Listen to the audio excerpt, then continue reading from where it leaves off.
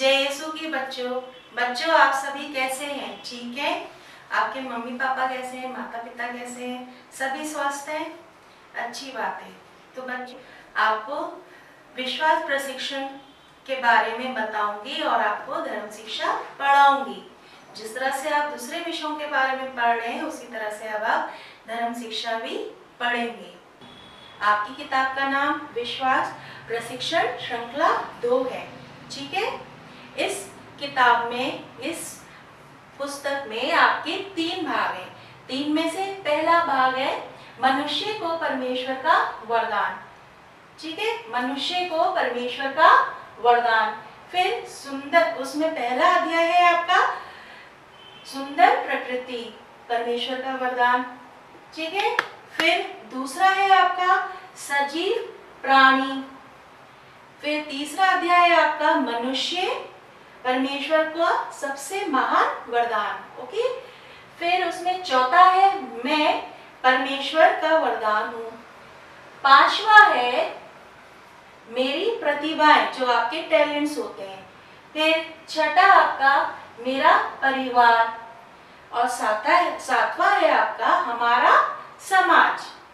फिर दूसरा भाग है प्रभु यीशु मानव हेतु परमेश्वर का सर्वश्रेष्ठ वरदान। ईश्वर ने हमें, प्रभु यीशु अपने एकलौते पुत्र इस दुनिया में भेजा था ताकि हम अपने पापों से, हमें हमारे पापों से मुक्ति दिलाए।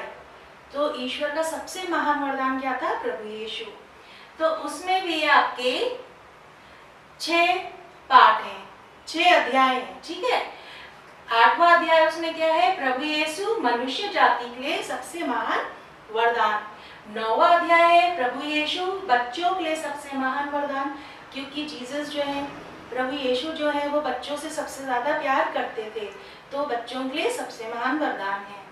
फिर उसके बाद 10वां है आपका प्रभु यीशु गरीबों के लिए सबसे महान वरदान। और 11वां है आपका प्रभु यीशु दुखियों के लिए परमेश्वर का वरदान। 12वां है आपका पापियों के लिए सबसे महान वरदान, क्योंकि प्रभु यीशु इस संसार में हम लोगों को पापों से मुक्त कराने आए थे, तो वो पापियों के लिए सबसे महान वरदान थे। फिर उसके बाद 13वां है आपका प्रभु यीशु की मृत्यु और पुनरुत्थान। आप गुड फ्राइडे मनाते हैं, ईस्टर मनाते हैं, तो 13वें लेसन में आप वो ही पढ़ेंगे। ठीक है बच्चों। और उसके बाद है आपका भाग 3। तीसरे भाग में आप प्रभु यीशु द्वारा हमें मिलने वाले वरदान, जैसे कि पहला पवित्र आत्मा, कलीसिया, पवित्र बाइबल, माँ मरियम जो हमारी भी माँ है, और संतगण, जितने भी संत हैं हम उन सबको पूछते हैं, उनसे प्रार्थनाएं करते हैं, तो वो संतगण, उनके बारे में भी आप पढ़ेंगे। ठीक है।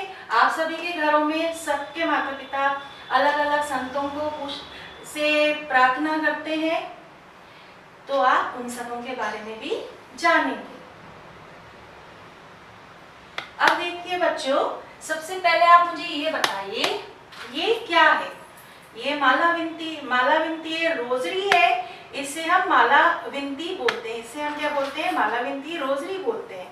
आप सबके घर में रोजरी बोली जाती है, तो ये रोजरी है। क्या है ये? रोजरी।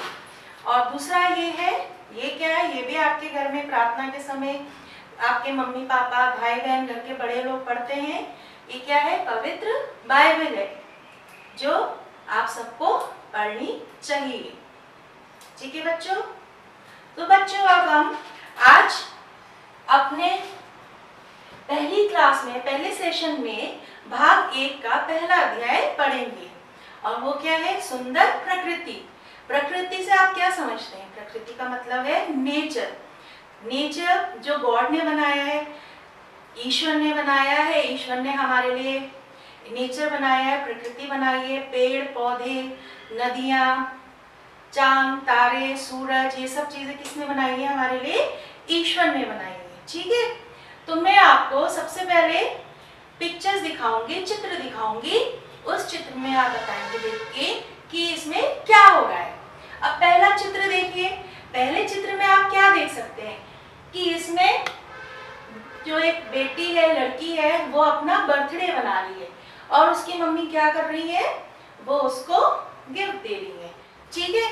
फिर दूसरा है, दूसरे चित्र में आप क्या दे सकते हैं कि बच्ची का फर्स्ट होली कम्युनियन है, परम प्रसाद संस्कार ग्रहण किया है उसने। तो जब आप परम संस्कार ग्रहण करते हैं, आपके बड़े भाई, आपने देखा होगा अपने गिरजाघर में, चर्च में, कि लोगों के बच्चों का परम प्रसाद संस्कार होता है, तो वो क्या करते हैं, जब वो ये संस्कार ग्रहण कर लेते हैं तो उनको तोहफे दिए जाते हैं। तो दूसरे चित्र में आप क्या देख रहे हैं, बच्चे का परम प्रसाद संस्कार हुआ है और उसको सब लोग तोहफे दे रहे हैं। ठीक है। तीसरे चित्र में आप देख सकते हैं कि बुजुर्ग लोग, दादा दादी, ये लोग तोहफे दे रहे हैं। अब आप लोगों को तोहफे क्यों मिलते हैं ये बताइए?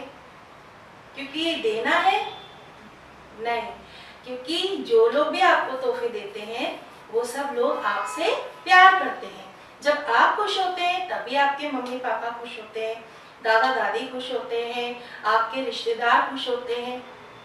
ठीक है। तो आइए, अब उसी तरह से ईश्वर ने भी हमें वरदान दिया है, बहुत बड़ा तोहफा दिया है, गिफ्ट दिया है। क्या गिफ्ट दिया है? ये नेचर का, ठीक है, सुंदर प्रकृति का। आप पहाड़ देखते हो, आपको पहाड़ कैसे लगते हैं? सुंदर लगते हैं ना। जब दिन होता है तो धूप निकलती है, सूरज निकलता है, सूरज से हमें धूप मिलती है। और रात होती है तो रात में क्या देखते हैं हम? आसमान में चांद और तारे दिखते हैं हमें, है ना। हाँ, तो इसी तरह से ईश्वर ने हमारे लिए बहुत सी चीजें बनाई हैं, और वो सारी चीजें क्या है? वो सब चीजें हमारे लिए हमारा वरदान है जो ईश्वर ने हमें दिया है। ठीक है। ईश्वर ने हमारे लिए दिन बनाया, रात बनाई, फिर उसके साथ साथ उन्होंने दिन में हमें सूरज दिया जिससे कि हमें रोशनी मिले, हम देख सकें, सूरज की गर्मी हमें मिले। जब जाड़े होते हैं तो हम धूप में बैठते हैं, सूरज के नीचे बैठते हैं, बाहर खेलते हैं ताकि हमें गर्मी मिले।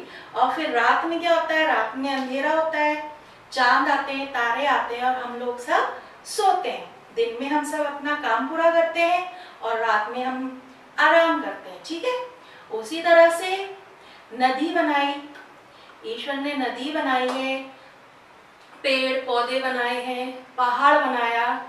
ठीक है। तो जब आप घूमने जाते हो, इधर उधर जब आप घूमने जाते हैं, जैसे कि आप बस से जा रहे हैं या ट्रेन से जा रहे हैं, आप सब खिड़की के बाहर देखना पसंद करते हैं? करते हैं ना। हाँ, क्यों करते हो? क्योंकि आपको बस, चलती हुई बस से या चलती हुई ट्रेन से बाहर देखना अच्छा लगता है। बाहर के जो सीन होते हैं, जो दृश्य होते हैं, वो सब आपको देखने में अच्छा लगता है। अलग अलग तरीके के पेड़ पौधे दिखते हैं, फूल दिखते हैं। ठीक है ना। तो ये सब चीजें हमारे लिए ईश्वर ने ही बनाई हैं। ठीक है बच्चों। अब आपको देखिए एक चित्र दिखाती हूँ, आप उसमें ये बताइए कि क्या क्या चीजें ईश्वर ने बनाई हैं। अब इसमें देखिए, ये चित्र में देखिए क्या बना है? पहाड़ है, नदी, ठीक है, फिर चांद तारे सब दिख रहा है आपको, फिर धूप, ये गोल गोल सा क्या है? ये सूरज है, पेड़ है, नीचे नदी है, दिख रही है ना आप सबको चित्र में। हाँ, तो ये सब चीजें किसने बनाई है? ईश्वर ने ही हमारे लिए बनाई है। और इन सब चीजों की देखभाल भी हमने करनी चाहिए। जैसे पेड़ हो गए, पेड़ों को हमें काटना नहीं चाहिए बल्कि और बोना चाहिए। ईश्वर के वरदान को बचा के रखना चाहिए जिससे कि हमारी प्रकृति और भी सुंदर बनी रहे। ठीक है। ये धरती है, धरती में मिट्टी है, पत्थर हो गए, ये सब चीजें ईश्वर ने ही बनाई हैं। तो हमें अपनी धरती को, अपनी प्रकृति को, अपने नेचर को बहुत सुंदर बना के रखना चाहिए जिससे कि हमें और भी अच्छा लगे और ईश्वर भी हमसे खुश रहे। पानी हो गया, नदी हो गई, पानी हो गया, हमें पानी भी बर्बाद नहीं करना चाहिए, पानी को बचा के रखना चाहिए ताकि ईश्वर की प्रकृति को हम अच्छी तरह से बनाए रखें। ठीक है बच्चों। अब बच्चों एक आपको व्याख्यांश बोलूंगी मैं आपको, ठीक है। आपको एक व्याख्यांश बोलूंगी। ईश्वर ने अपने द्वारा बनाया हुआ सब कुछ देखा और वह उसे बहुत अच्छा लगा। ठीक है, तो ईश्वर ने जब ये सारी सुंदर चीजें बनाई, पेड़ पौधे, नदियां, चांद, तारे, सूरज, अब आप सभी इन सब चीजों को ध्यान में रखिएगा, ना पानी बर्बाद करिएगा, पेड़ पौधे भी ढेर सारे बोइएगा, अपने घर में गमले लगाइएगा जिसमें आपको फूल मिले, अच्छे अच्छे फूल, सुंदर सुंदर फूल मिले आपको देखने के लिए, और आपकी प्रकृति और भी सुंदर बनती जाए।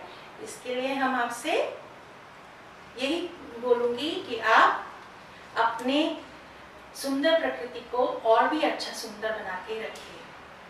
जय यीशु की बच्चों, अपना ध्यान रखिएगा।